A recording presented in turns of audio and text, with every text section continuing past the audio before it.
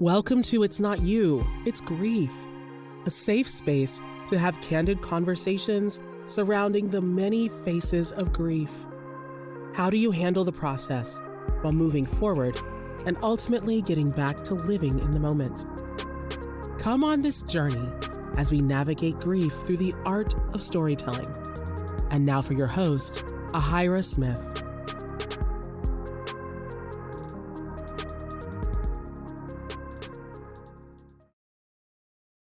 Hey, everybody. Welcome to this special episode of It's Not You, It's Grief. I want to thank each and every one of you for coming on today's show. I have a very special guest. This gentleman here beside me, we go back almost 30 years. Yeah, I put it out there. I don't care. Yep, I sure did. We were 5 and 8, okay? So yeah. But we go back to our days of Kentucky State University, HBCU in Frankfort, Kentucky. But this gentleman here has been a mentor for me. He is my big brother. We've known each other for years, and I am just so pleased and thankful to have this man in my life. He has kept me grounded on some real tough times, and I invited him to come on this platform because he had a story to share that clearly resonated with me, and I know it will most likely resonate with you. And I can go on and on about this gentleman, but I'm not going to, because he believe it or not, he's introverted, but not really. Only to a few people he's introverted, but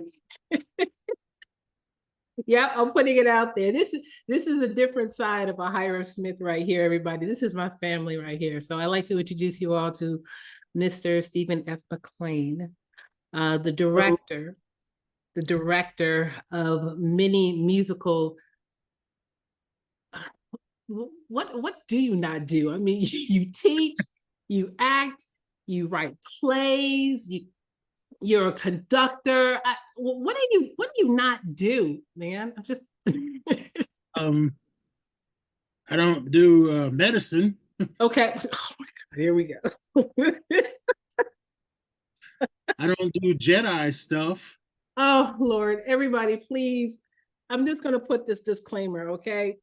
The opinions that you may hear of this gentleman regarding a particular storyline known as Star Wars is not a reflection of It's Not You, It's Grief podcast, myself, or any other affiliates that may be listening. Please know that we have this love, hate, I love, he hates, he has something with the Star Wars Jedi. Please, we won't get started with that, but I love Star Wars. I hate the Jedi.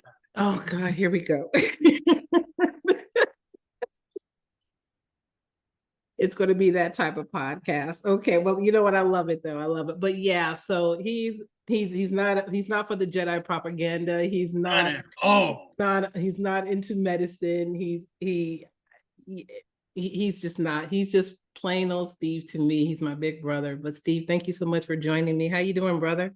I'm doing well. Thank you for having me. Oh, I couldn't think of somebody. I couldn't think of anybody I really wanted to talk about this special topic in particular, because we are in the month of May, and it is a month of recognizing that of mothers.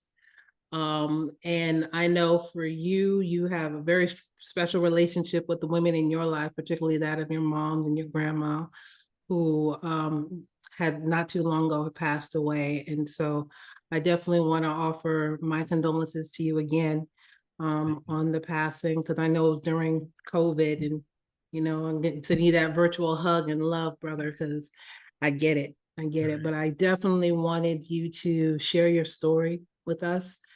I also wanted to get a perspective, if you can. And I know all the opinions is based off your own experiences, but sometimes it's nice to hear it from a gentleman's point of view. And yes, I consider you a gentleman in terms of what grief looks like for you, especially when it comes to your moms and your grandmothers. So The floor is yours, brother. I just want you to go ahead and if you, however you like to start the story on, what in terms of your mom, tell us about your mom and your grandmother. Um, so everybody that went to Kentucky State knew my grandmother, right? Sister Collins, everybody loved her. She loved everybody. Um, and it was great to see how everyone was affected by her. And then when she passed, it was it was comforting to see how much everyone loved her and how they were affected by her. And it made the heartbreak a little bit easier. Like my cousin was absolutely just destroyed when she passed. And, me being who I am in the family, I try to be more comforting to everyone else. So, I would just stave whatever I was feeling off to make sure that everyone else was fine. So I'll never forget this. Kiana Williams, when it was time for my grandmother's funeral, she hit me up on Messenger and told me that she had a dream and my grandmother was in there. And my grandmother came to her and told her to make sure that I was coming to the funeral. I didn't know why at first, God works in mysterious ways and all that. And I was like, yeah, I was already planning to go to the funeral because I wanted to be there for my mother because she had just lost her mother. And I just could not imagine what that would feel like. So we go to my grandmother's funeral. She gets buried with my grandfather in the military cemetery. And so we go through that and we hanging out, just me and my siblings and my mother. And it was great. We're catching up, hugs and kisses all around. So then me and my brother, Rick, we jet back to Chicago, right? Mm-hmm. So that was, I think, Friday. So Monday, my sister calls me and tells me that our mother had had a fall. She had fallen and she was now in a medically induced coma because she had throat cancer Mm-hmm. and she was recovering from that. She had it was in remission, Mm-hmm. but she still had problems breathing or whatever. So she had to have a Okay. tracheotomy. Okay. Um, but it turns out that Sunday, this is right after we left our grandmother's funeral. That Sunday, she was outside and maybe she couldn't breathe or something, but she passed out in front of her neighbor's house, Oh, her wow. neighbor's apartment. Her neighbor is a blind dude who just happened to get a puppy like earlier that week. Mm-hmm. So out of nowhere, about 2 o'clock in the morning, I don't know why my mother's outside at 2 o'clock in the morning, but the puppy just starts going off and going off and going off and waking the blind dude up. And so he's scratching at the door, scratching at the door, scratching at the door. The dude comes out and he knows it's my mother because he can smell the trach. So he leans down. This is a blind man with a brand new puppy. He leans down to see if she's all right, and he calls the ambulance to take her to the hospital. And so my sister calls me that Monday, and she tells us all about it.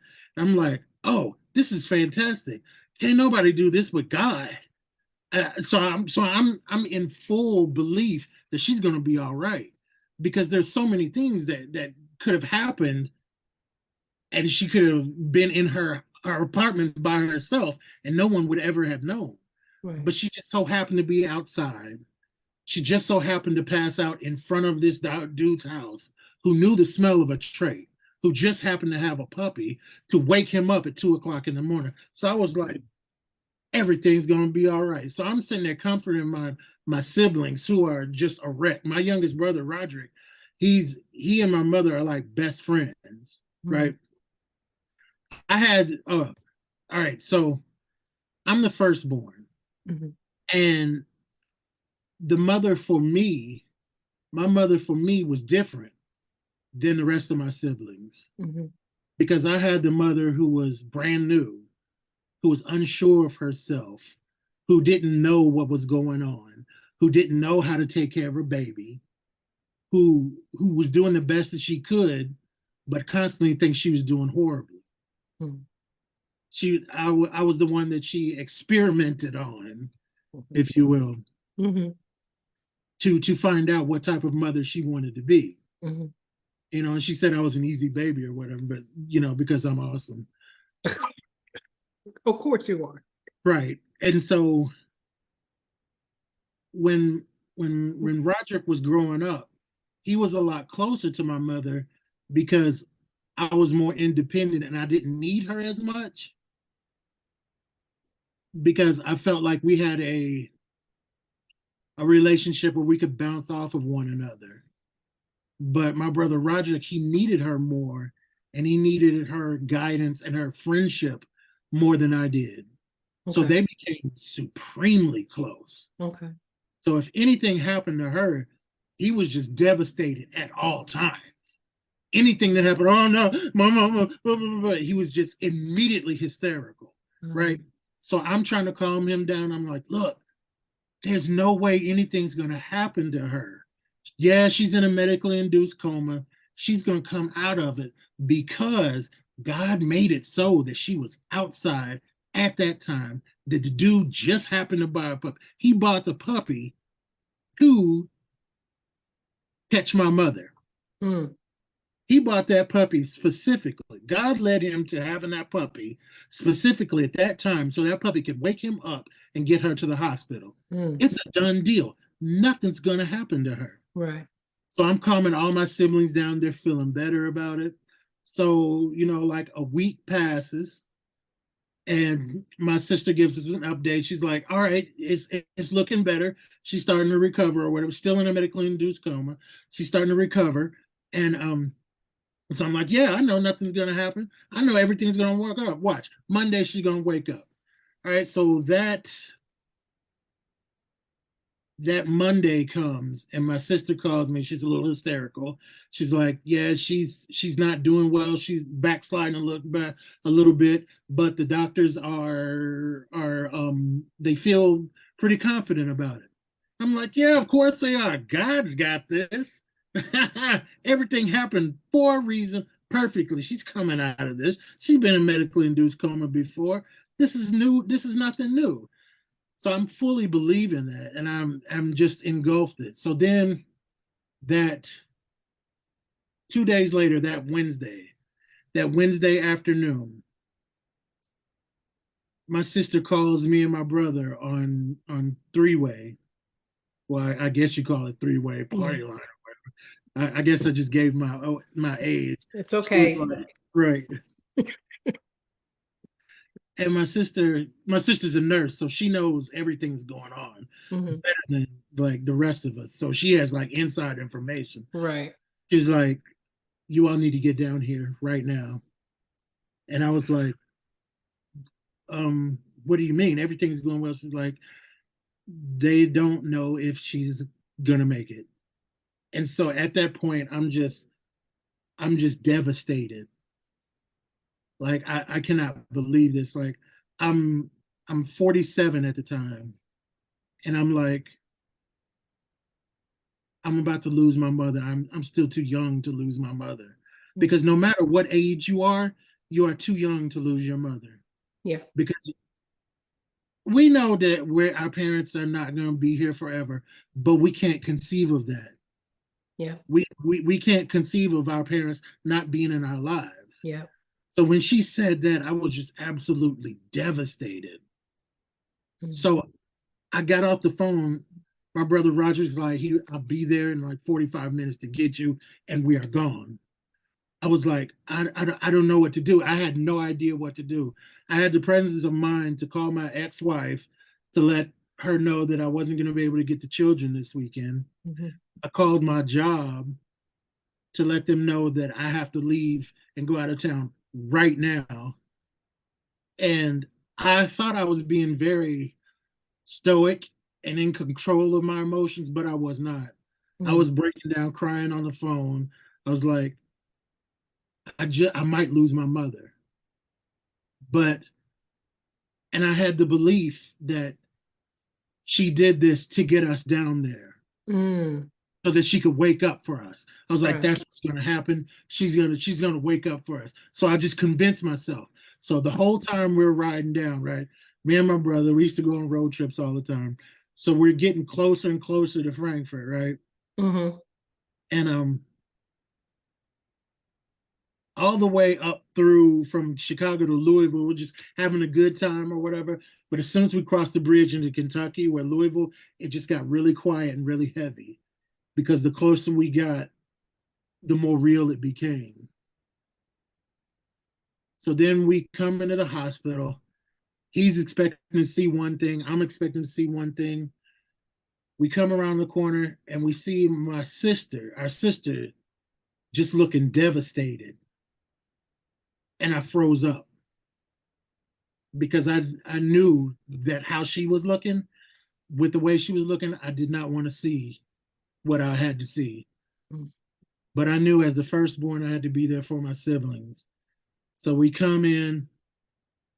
She's got all these machines and tubes tied up to her, and she's in a coma. She's just laying there, and my brother just instantly breaks down because this is his best friend, the closest person, the one person beside me who has always been in his corner, Mm-hmm. supporting him. Mm-hmm.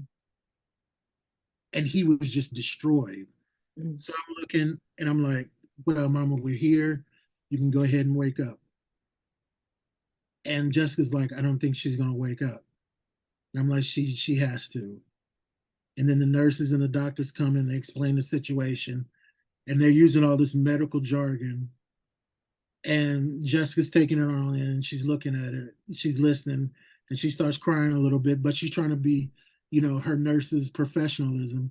Mm-hmm. And then the doctors leave, and I was like, what the hell were they saying? And Mm-hmm. she told me that she's in her, all of her organs are failing, Oh, wow.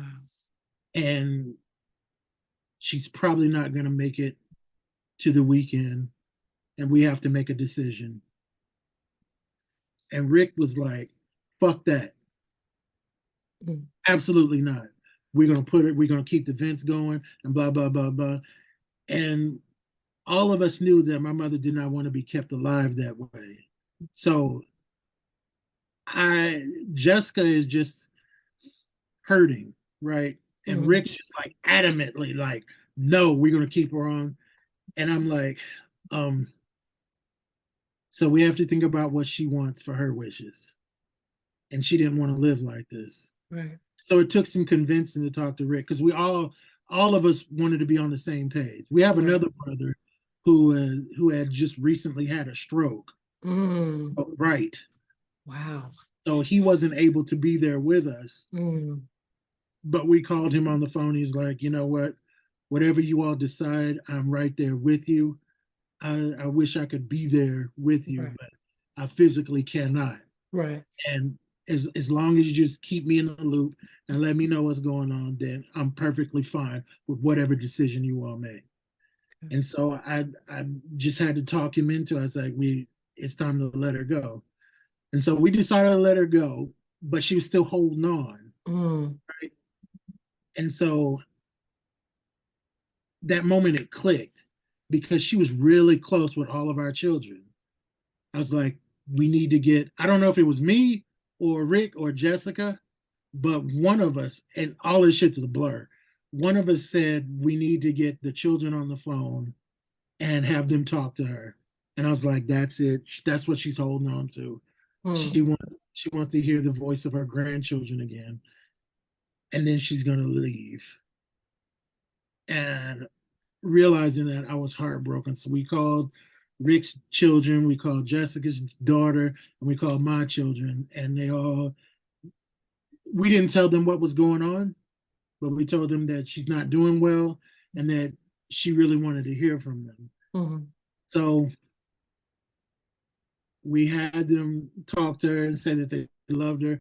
And I promise I saw her smile because she loved her grandchildren Mm. more than anything in the world. You know, sometimes I was like, well, damn, I'm your child, and they're my children. What about the love for me? She's like, you're gonna be all right. Right, she bypassed you. Right. Those are my grandbabies. Mm. You, ain't nobody worried about you. Those are my grandbabies, and I Mm. will go to hell or high water for them.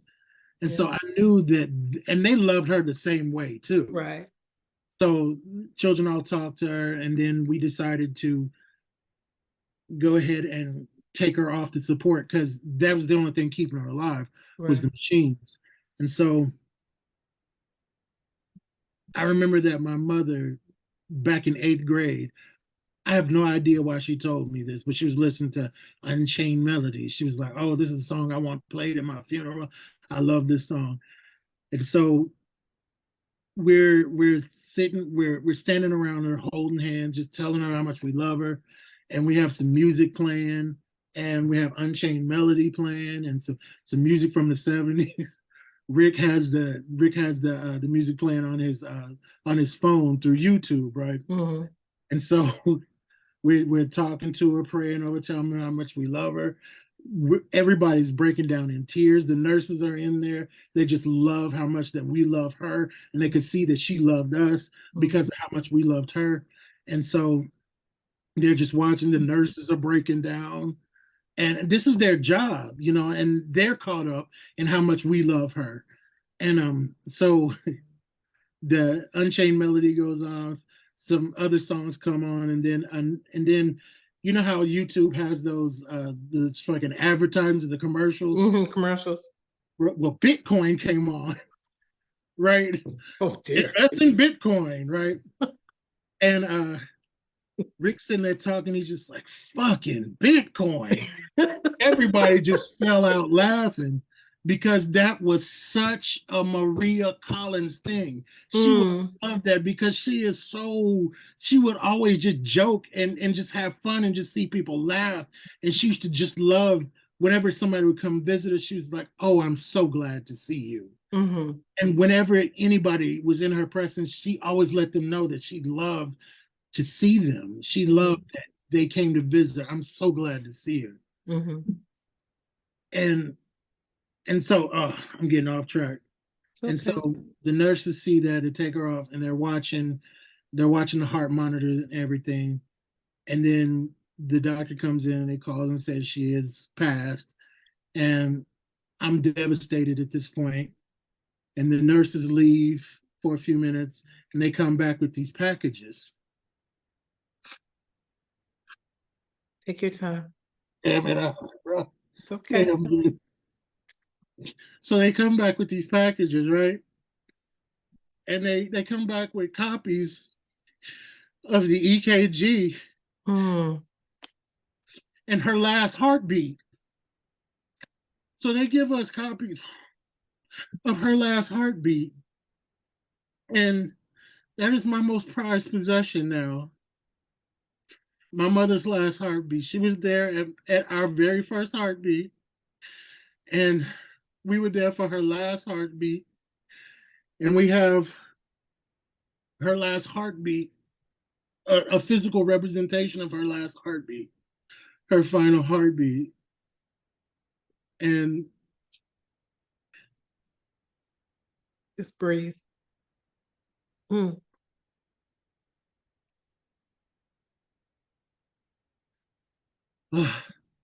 so my mother, she wanted to be cremated. Okay.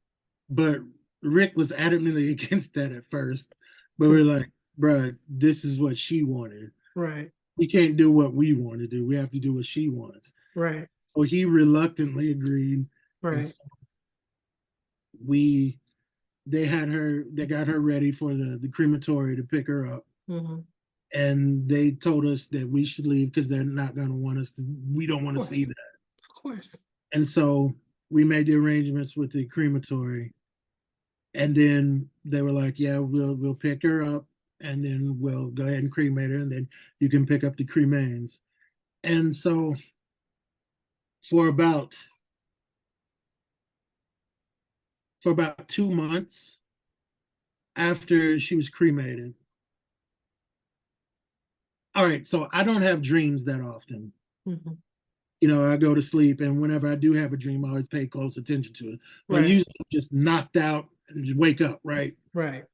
But for about 2 months straight, I was having nightmares about my mother going to the crematory and being burned up, Jesus. being cremated. I'm trying, I guess I gotta say it nicely, being cremated. And I just,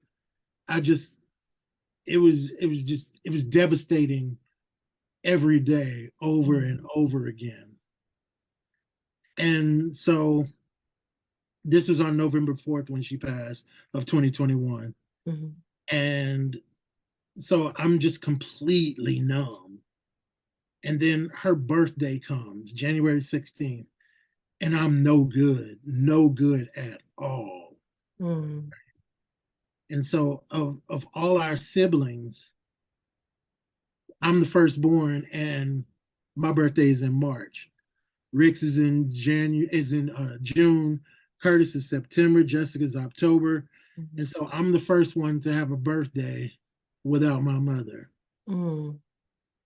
And I could not face the world. I just needed to be alone by myself. And I lied to all my siblings, all my cousins and everybody. I was like, oh yeah, I'm gonna be a such and such. Oh, I'm gonna be a such and such. I would tell everybody I was gonna be in a different place, you know, and hopefully they wouldn't try to talk to one another.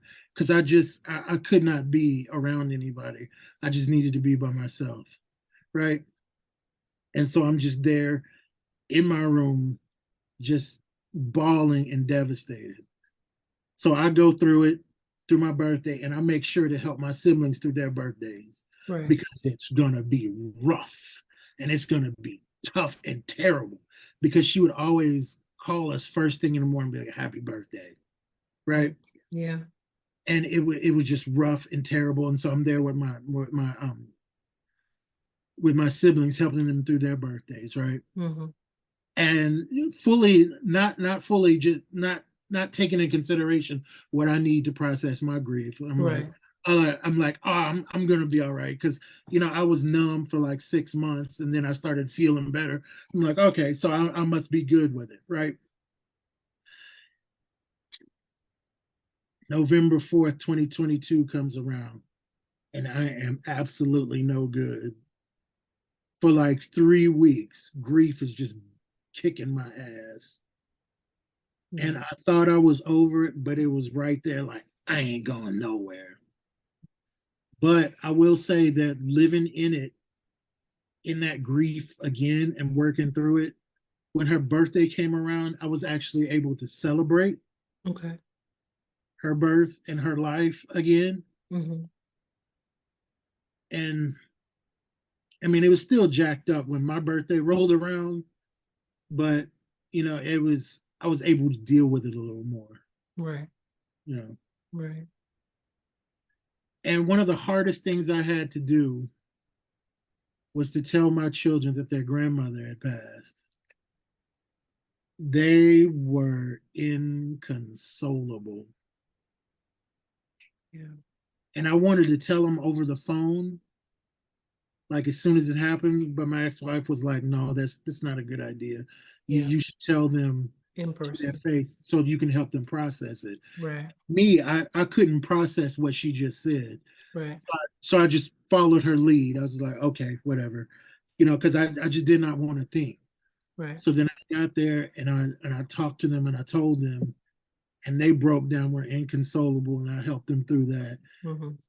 And I was grateful for my ex-wife helping me to realize that. Right. And yeah, it was just a crazy time in my life. And now I'm without my mother. And then every once in a while, I'll forget that she has passed. Mm-hmm. Oh shit, I need to ask mama this. So I pick up the phone and I start dialing her phone number, and I'm just like, damn, I can't talk to her. And that's a little frustrating. Brother, I get it. Look, my mom, look, I have both my mom and my dad's phone numbers still in my phone to this day. It ain't gonna be deleted. I don't care whose number, I don't care who has that number.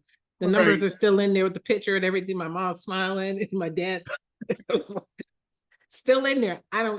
I could be talking to somebody in India for all I care. Right. But I'm not calling the number because I know, but the number is still very much in my phone. That Same. thing ain't going nowhere. Let me get a new phone. All those phone numbers are gonna be transferred over. Right. I'm not getting rid of any of her Nope. messages either. Nah, those Stay are there archived. forever. Those are archived for real, for real. Oh man. It's raw, man. This Right. whole this listen, the fact that you lost both your grandmother and your mom, what was that window? What was the window between the passing of your grandmother and your mom? 2 weeks. Dude, Jesus. Yep. It was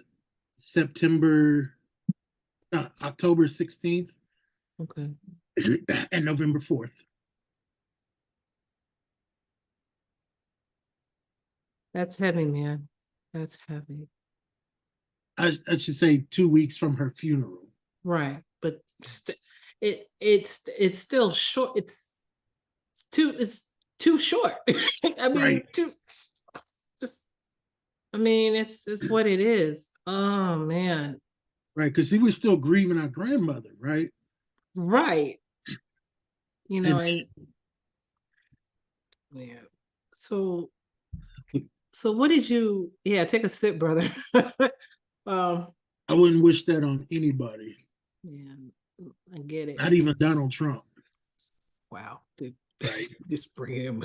I didn't get this conversation. So let me ask you this though, brother. From that time when the heaviness of that grieving process started for you with your grandmother in October to to present, what have you learned about yourself regarding grief? Ooh, it's a good question. What have I learned about myself? Yeah. Because I know that you had, you were kind enough to share what your mindset was like when you briefly talked about your grandmother, and then you were talking about all the stuff that happened from when you got the call about your mom being in the hospital to when you arrived to Louisville, Kentucky, to seeing your mom there, and then everything else happened. And it was a pandemic Right. during that time too. So I'm kind of curious, what have you learned about yourself in the grieving process? I learned that my typical way of doing things, of handling grief, just did not work because it's going to come back up. Mm. So I learned that I need to sit in it, face it, and deal with it. That's the only way. The only way to get over grief is to go through it. And before I was just like, nah, fuck that. No, stamp it down. I feel nothing. And then it all comes back. So I mean, that part of that was dealing with my divorce, Mm-hmm. learning how to deal with my divorce, Mm-hmm. the feelings that I was feeling, Mm-hmm. because I got divorced and the world shut down. Right. Right. So God was like, you're going to sit right in it. You're going to sit in it today. And that's a different type of grief in itself. Right. So, Right. wow. And so, yeah, so I learned how to deal with it, I guess, Mm-hmm. to sit in it and go through it. But I never really thought that I would have to, Mm-hmm. especially not this soon Right. and not back to back. Yeah. That's like you said, nobody can anticipate things of that nature, especially just again, been 2.5 weeks between Right. the loss of your grandmother and your mom. And that's heavy, man. When you think of grief and the type of griefs that you have encountered, which one do you feel resonates with you strongly now? Like you I said, think, we're still in it. We're right. still in grief. Right. I think there's I mean, I don't know a lot about the different types of grief, but I briefly just looked them up, and I think there's one called secondary grief, Hmm. where it just comes later out of nowhere. Yeah, the secondary losses, those are the type of griefs where you you you're grieving the loss of those phone calls, like you said that you missed calling your mom. Right. You grieve not getting those birthday calls. You grieve for not for that of your children not being able to talk to their grandmother or their great grandmother. Right. The secondary losses, they tend to be overlooked because people don't think about that. This is a Mother's Day episode here, and you got people throwing everything at you as far as advertisements concerns. Oh, get this for your mom or get that for your mom, and I'll be like, F you. Just like Right. my mom's store was Macy's, and I'll be trying to walk past Macy's with a vengeance because I'll be seeing some stuff over there in her red color, and I'll be like, oh, my mom would really like this, and I'll be like, Right. just walk away. So yeah, secondary losses. But did you ever feel a loss of yourself when as far as in the grieving process? Have you ever felt like you lost a sense of who you were? Because even though you were the firstborn of your mother, that firstborn, it's viewed differently, do you think? Mhm. I don't think I lost myself because I was the firstborn and because I knew that my siblings and my children were going to be looking to me.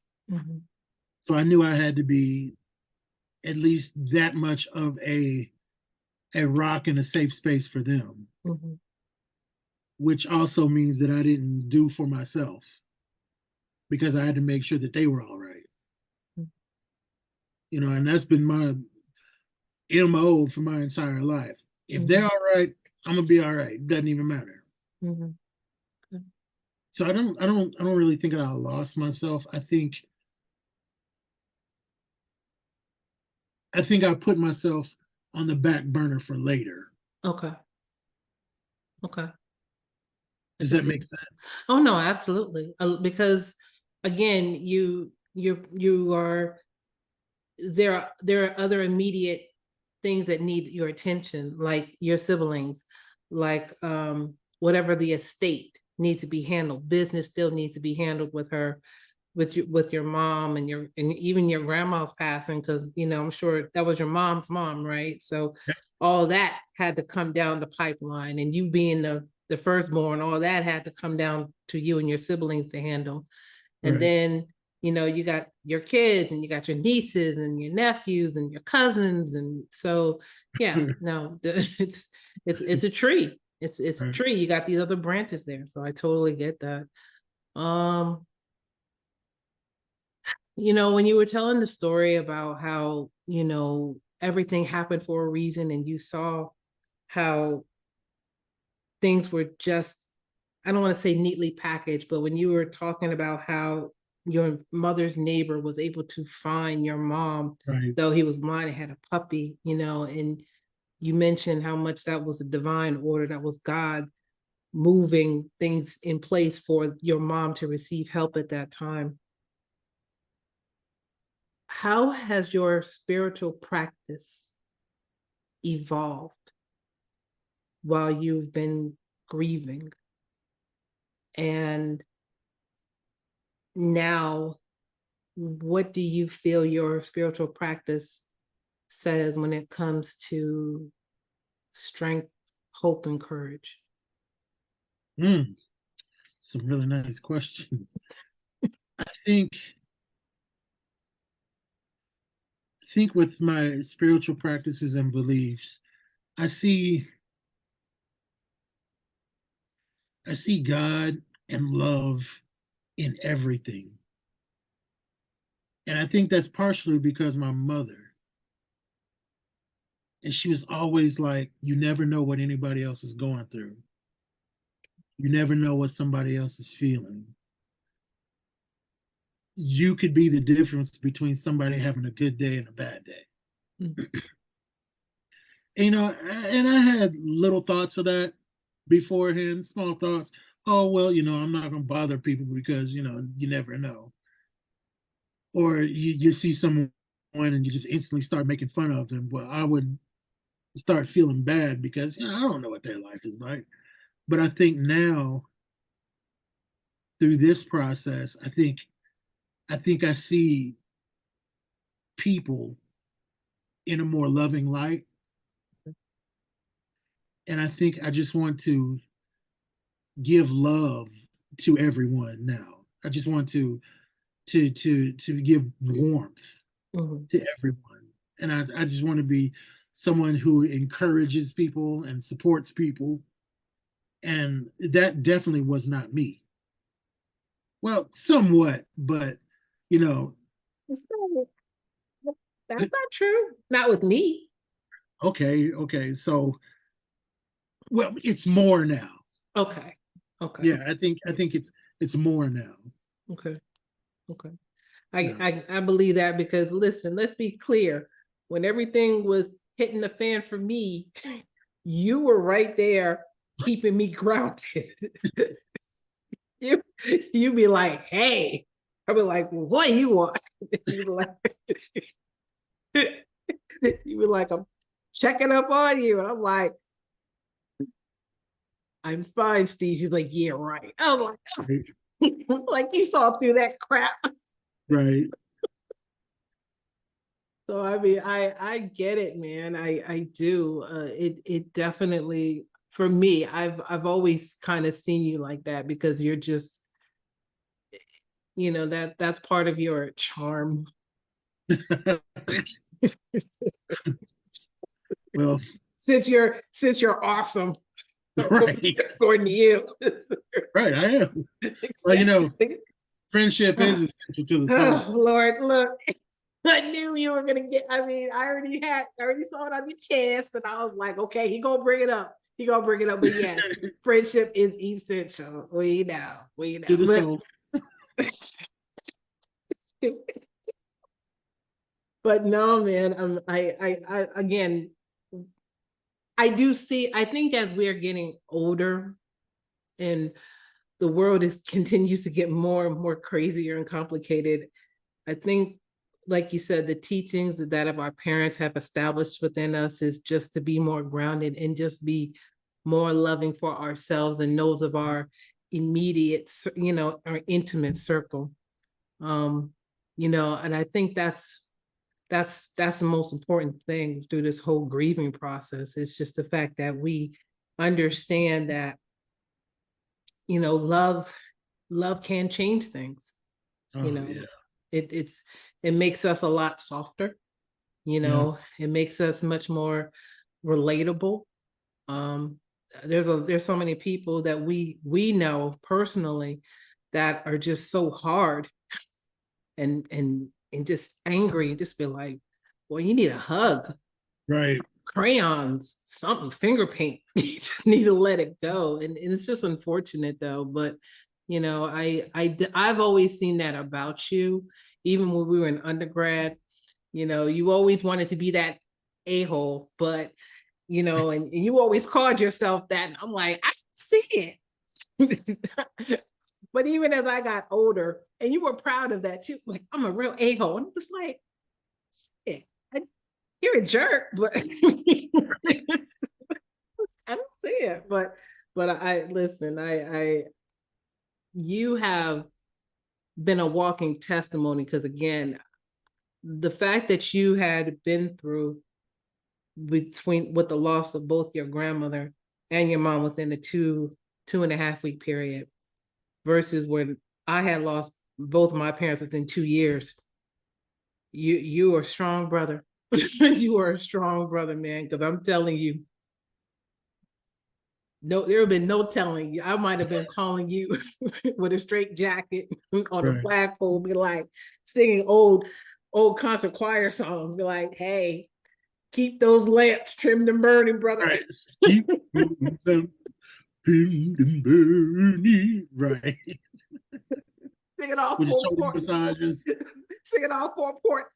Singing Right. all four parts of harmony.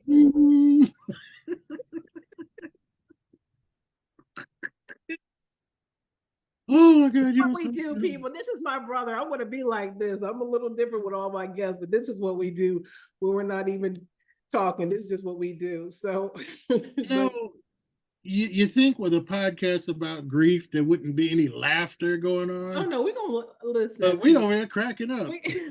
The one thing about me and my podcast, what I wanted to make sure that stayed in the forefront, besides people's stories, is that it's organic, that Right. it's authentic, that it's supportive, intentional, and safe. And that's what I'm about. So I definitely appreciate about that. Absolutely. Absolutely. So just a few more questions. So in the midst of our jokesting, we were, one of the things that you had mentioned when the time was near for your mom is that you played music to kind of change the energy, if you will, in the room, Mhm. to kind of put her at ease and to kind of help you and your siblings be in a state of comfort as possible with music. And I know music is next to that of your family, it's the biggest love you have. How has the love of music helped you on your journey with grief, if at all? Oh, Come on now, you don't gonna come with it. all right. So I typically do not like to talk about my feelings to anyone. And But I'm not anyone. right. So I tend to pour whatever my emotions are into whatever I'm playing or singing. Okay. So I think that helps to compartmentalize Okay. whatever I'm feeling. Okay. And then a lot of times that feeling will still be attached to that same song. Mhm. So when I come back to that song, I will be able to um, access those emotions again. And then maybe this time I can work through them a little better Mhm. Okay. Do you ever instead of worrying my therapist to death. Why are you but calling? but listen, music crosses all types of, wavelengths and boundaries and languages. I mean, it is a universal language. So Right.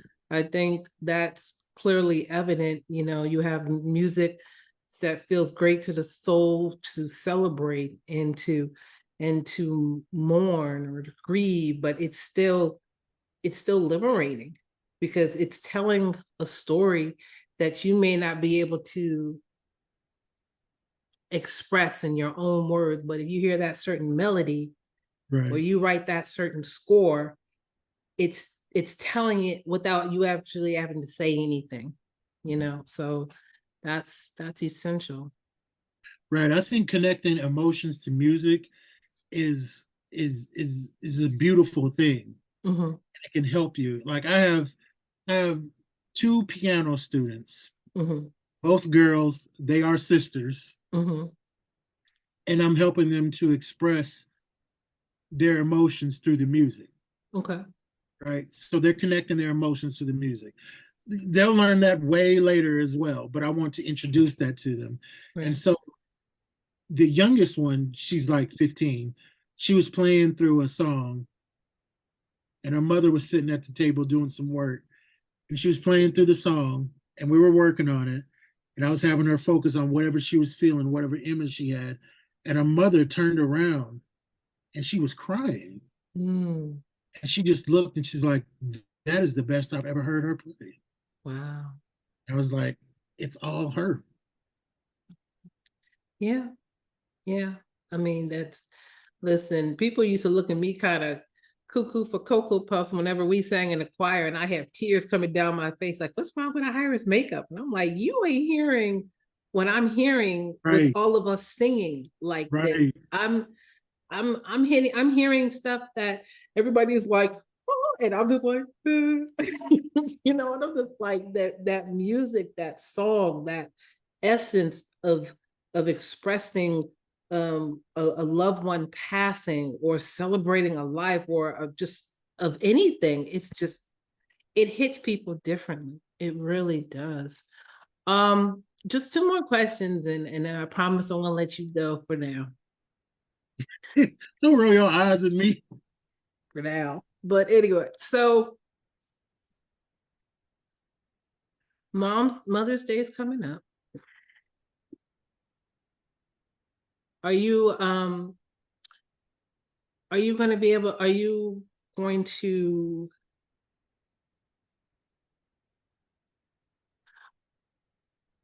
what does that look like for you? In all honesty, I don't know. I think the last two Mother's Days have really been a blur Okay. for me. Okay. Because and until you mentioned it, I had forgotten all about it. Until you just mentioned it earlier, and I was like, "Oh, Mother's Day is coming up." Yeah. Yeah. Yeah. It's sorry.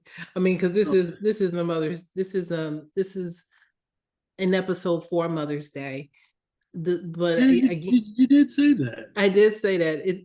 However, I also wanted to be a platform to give gentlemen, the fellas such as yourself, to express, you know, their love for their moms, even though they may not be here physically, you Right. know, to tell the stories that you can that have shaped you to be the man that you are right now. So you know, even through difficult times like this one here, you know, I still want to give you guys a platform to honor and embrace your mom's memory and your grandmother's memory to the best of your ability. So I get it if you don't have any plans, because I know I don't. I'm like, look, y'all, if I see one more coupon, Coupon. see one more coupon from Edible Arrangements. Shout out to Edible Arrangements. Y'all good. But if I see one more coupon about saving 20% on the edible arrangement for my mom's, Right. I'm just gonna take your fruit. I'm Right. just gonna take your fruit. So last question that I have for you, brother. If there was actually two, it's a two-part. If there was a message you could share to the fellas who might have lost their moms or their mothers are no longer here. If you had to share a message when it comes to grieving your mom's, Ma, Duke, Mama, Mother, what would it be? She still loves you. Even though you can't see her, you can't hug her, you can't give her a kiss, you can't talk to her. Well, you can still talk to her because she's right there. She's right there at every step of the way. Whenever you just feel just a feeling of warmth and love come over you, that's her. She's still there. She still loves you. She still supports you, and you're not alone. You are not alone. Beautiful, man. That's what they need to hear. They need to hear that. The And now fellas, she's we going to all start hear working miracles for you. that part. That part. You Because got real quick, we were trying to figure out we were gonna because my mother loved water and she loved the lake, Lake mm-hmm, Michigan. So we were gonna take some of her ashes mm-hmm, and spread them into Lake Michigan. Not all of them, just a few of them. mm-hmm, Me and my siblings, right? And so my brother Roderick, he was up for the sergeant's promotion, right? And mm-hmm. he was all worried about it, and they left him off the list or whatever. And so we're going to spread her ashes. And he was all worried. I was like, you know what, bro? Because we're taking our mother's ashes to the lake, watch her work miracles. You're gonna be on this list. Watch. So we spread our ashes, we sang to her, we came back to the car, He got a call within 5 minutes saying he was on the list for the promotion. I was like, I told you. I said, Mama's going to work these miracles. And now he's a sergeant. He got promoted. He's not on the street anymore. That's what's up. That's what's Now he's up. telling everybody what to do. What? That's what's up. That's Right. what's up. That's beautiful, man. So listen, I love you. I so And I love love you you. back. Thank you so much for doing this. What do you have coming? What are you working on now? What's going on with you these days? What I know you're working in your world of music and artistry. So by all means, tell my listeners what's going on with you. Well, I have a couple of films that I have written or am writing that I want to get shot within the next year. But my main focus is opening my music school, the Academy for Young Musicians. I'm planning to open it finally in September, and it's going to be fantastic for young musicians, elementary and middle school age children, because for some reason there's a drop off from middle school to high school. And I want to help bridge that gap because they're going to love it in high school and they're going to love it even more in college. Okay. So is there a particular, is it all instruments? You work with a specific, like the brass section? Is it like, is there a specialty or is it just instruments galore? All instruments. Okay. And well, we'll talk about it later. Well, if people want to get in contact with you and to learn more about your school, what's the best contact information? Probably sfmcoaching.org. Okay. sfmcoaching.org. Yeah, I have everything. I have a page dedicated to what I'm trying to do with my school. Okay. Yeah. Check it out. Yeah, duh. For private lessons, hit me up. I do them virtually as well. Oh, he do virtual, y'all. That speaks volume. We can't all be in front of folks. So wait, so you really do virtual? So if I got somebody over in Michigan, they can do a virtual lesson with you in Chi-Town, even though it's an hour behind. You still cool with that? 100%. I kept teaching all through the pandemic where we couldn't be face to face. I straight did virtual lessons the whole time. Okay. So you about to get some more folks. Okay, awesome. Fantastic. Awesome. Come on. Let's express whatever's in you. You heard him. You heard him, folks. He said, bring it. He said friendship is essential to the soul. That's what he's about. So he about bringing it. Yep. Oh, but I love you so much, my brother. Thank you so much for doing this. I really appreciate it. Yeah. I hope it was good. It was. I'm glad I got to think about my mother again and all the. Absolutely. So you know what? We're gonna continue this conversation offline. But for those of you who've joined us watching our podcast, thank you so much again. You know, to all the moms out there, mother figures, godmothers, grandmothers, aunties, moms to be, just have a beautiful, gentle Mother's Day. You know, without you, we wouldn't be here. Let's just be clear about that. So from us to you, thank you so much for joining us, for just being a part of the family of It's Not You, It's Grief. I look forward to speaking with you all next week as we continue to celebrate mothers this month for May. And again, stay well, stay blessed, and see you next time. Thank you.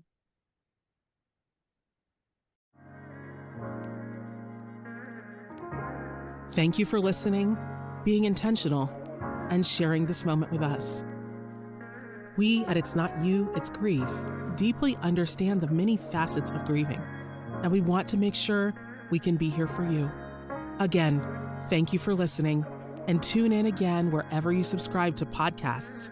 We look forward to seeing you next time. Be well.